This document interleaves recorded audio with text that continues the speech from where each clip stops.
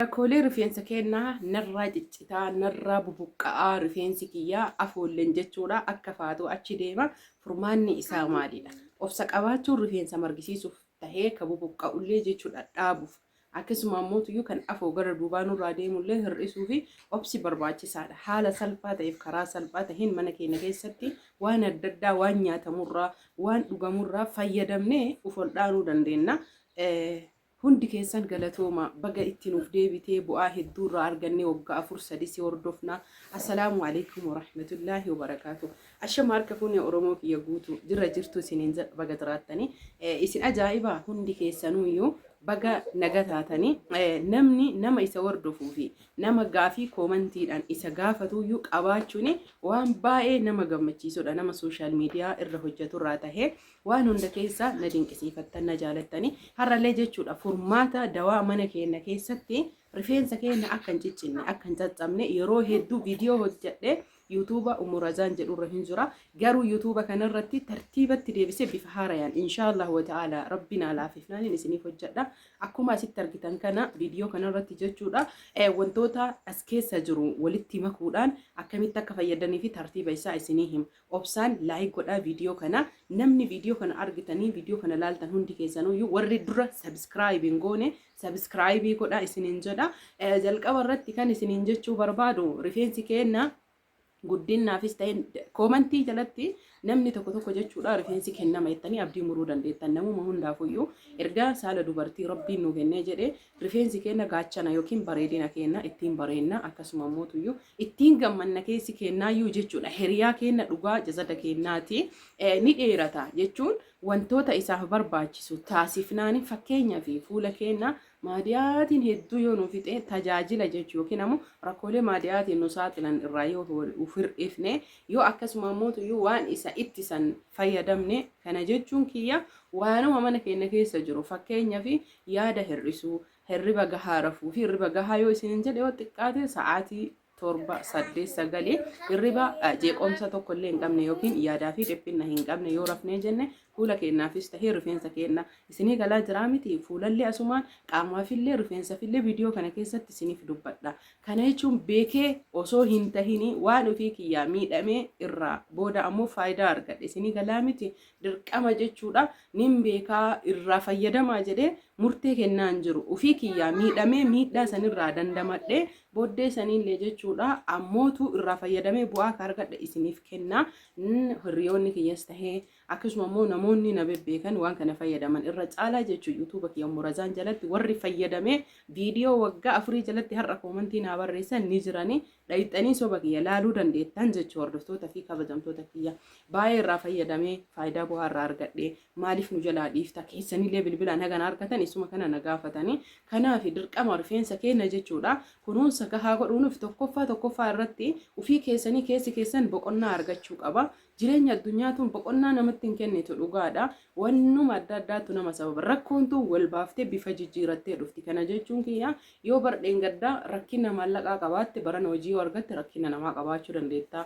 nama si bira dhaabatu yaada adda addaa wantoota adda addaatu jira kana waan ta'eef rakkoo kana hundaayyuu ni dabra akkuma rakkoon bardeen gaddaa dabre ka baranaalee ni dabra jennee waan gaarii keessa keenyatti jechuudha qalbii keenya ofii keenya gammachiisuu ofii uf to'achuu fi akkasuma mootuyyuu ilaalcha gaarii abdii isa jedhamu tan argitanii fuuldura kiyya waan gaariitu dhufa ifatu dhufa kun ni dabra jechuu jedhuudhaan dhufa amansiifne hirriba gahaallee warri hin qabne haga takka hirriba gahaa argachuun dirqama keessanii itti aansuun ammoo keessattuu shamarran keenya warri biyya ho'aa jirtan bishaan ho'aa fi qilleensi ho'aallee rifeensa akka bubuqqisuu fi akka sirritti jechuudha saffisaadhaan keessattuu hijaaba warri uffatan hijaaba jechuun an ammallee niqaaba fuulaa jedhaan jiru akkuma an uffadhe kanattuyyuu hijaaba jechuudha akkanatti warri uffatan biyya ho'aa keessatti hedduu rifeensi keessan afoolleen achi isinirraa deema akkasuma mootuyyuu tajaajilaa fi kunuunsa barbaachisa ni kunuunsaa hin danda'u mana namaa dalagaa rifeensa yeroo olii ga'uuf hin beeka isinii fubadha garuu inni hiriyaa keessan gammachuu keessan jazada keessanii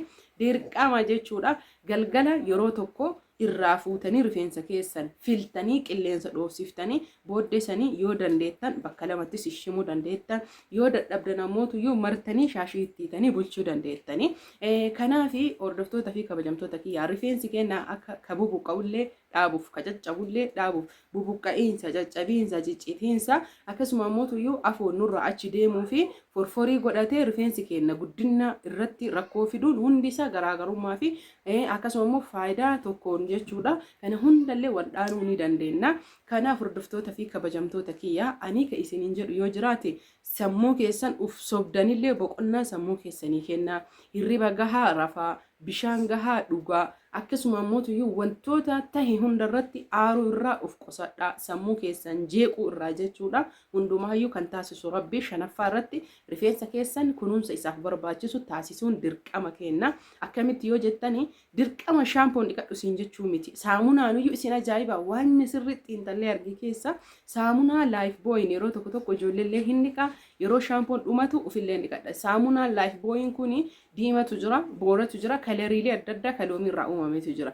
Isin ajaa'iba kaloomiin irraa uumame sanii yeroo hedduu jechuudha sababa forforii ittisuuf qulqullinaaf ofii kiyyaa waan arge jechuu qorannoo tokko malee waan irra ga'e forforiif jecha faangasii adda addaa haa hir'isu loomiidhaan mireen beeytanii itti fayyadamee rifeensa hir'isa jechuun sirriitti akka inni gabaabbatuu fi ciccitu taasisa. Isin ciccita isaan argitan buqqa'iinsa isaan argitan maal firee biyya keessatti qilleensa bareedaa keessa jirta. Qibaatii daaksii akka dhiqattee kaateen akka inni hin caccabne yookiin bilumaajikii hin dibdaa rifeensa kan kee jechuudha. Caafii isa achi booda ammootuyyuu buqqee yeroo dhiqachuu hedduu sammuu kan kee keessa zayitii waan dibattuuf jechu qibaatii isinii galee hin argitu iyyuu isiniin garuu ni hir'ata. Walaakin laayif booyii diimadhaan yoo dhiixanii jettanii hin argitu jechuudha. Ani ofii kiyyaa kan arge hin argitu. Akkasuma immoo shaampoolleen hundi isaa garaagarummaa qaba. Kan cicciru jira, kan hir'isu jira. Isinii galee kan ammootuyyuu nuu ta'utu jira. Kanallee addaan baafnee beekuu qabna. Dirqama lakkii qibaatii dinhaara riyaala 500 kuma olaayinii irraa ajajadhu akkasiimti namni hedduun jechuudha. Isa san ajajee abdii mura jettan. Har'a yoo ajajjani isaa hafuura deeffatee rifeensa keessan dhumatuuf deemu isin jalaa dhumata. Walirra deebitanii ajajuuf jireenya harka isiniin guutu. Kanarra jechuudha dhiifama of kolchaa. Qibaatilee zayitilee ji'a 6 fayyadamtan, ji'a 3 fayyadamtan dinhaara riyaala 300 walitti hojjetachuu ni dandeettan. Karama salphaan garuu rifeensi keessan isa olaayinii irraa fiddan san caala isinii dheerata isinii bareeda caccaba dhaaba waan hundaayyuu dhugaa biyya oo'aati. Garuu oo'a kanallee akka itti qolattan viidiyoo biraa irratti isinii hima. Ammaaf namni isiniif danda'ame inshaallah kan hin danda'amne illee akka isiniif danda'amu aanjeffata. Viidiyoo asirratti isiniif kaa'e kan akkamitti akka fayyadamtan talbaa, ruuzaa, qurunfudii akkasuma mootuyyuu baala fooniiti walitti fayyadamtanii jechuu bishaaniin nayxanii akkaataan faayidaa isaa jechuudha danfiftanii yooma san dhimbiibdan. Sababbiin isaa maaliifi yoo oo'a saniin dhimbiibiniin wal qabataa yoo walikkoo talbaan jeelii ta'a jechuudha. Kanaaf dhimbiibdanii yoo akkasitti dibattan ammoo talbaan mataa keessaa isiniin ba'u isin cinqa dhiqaa irratti. Kanaaf nu ka barbaannu dhama isaanii kanneen walitti danfifnee oo'aa san daddafnee dhimbiibnee achi booda ammootuyyuu yoo inni qorree jedhe guyyaa lamaafillee firiijii kaannee akka guyyaa 3 illee dibachuu ni dandeenya. Akkaataan dibataa yoo barbaaddan galgala dibattanii ganama dhiqachuu ni dandeettan. Warri keessattuyyuu shamarran biyya arabaatitti dibachuu madaamiin isinitti dhiifne. Kun ammoo ka isiniif danda'ame yeroo hojjettan sa'a 2 dibattanii ofirra tursiiftan isiniif gahaadha.